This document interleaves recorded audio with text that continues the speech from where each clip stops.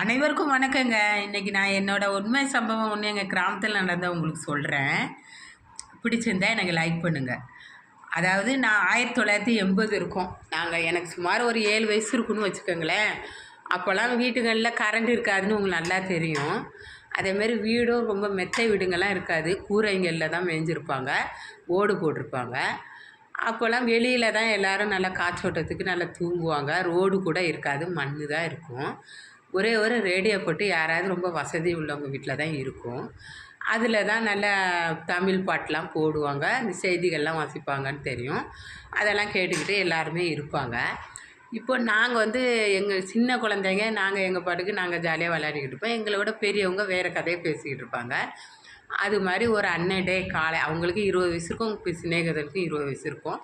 Tea குடிக்க போகும்போது காலையில் என்ன எழுப்புடா, நம்ம கடைக்கு போய்க்கலாம், ஒன்றா போகலான்னா க்ளோஸ் ஃப்ரெண்டு தானே, அதனால சரிடா காலையில் நான் கரெக்டாக டான் 4 மணிக்கு ஒன்று கதவை தட்டுறேன், நீ கதவை திறந்துக்கோ அப்படின்னு சொல்லுவோம். அதேமாரி 4 மணிக்கு கரெக்டாக கதவை தட்டவும் இவங்களும் திறந்தாங்க.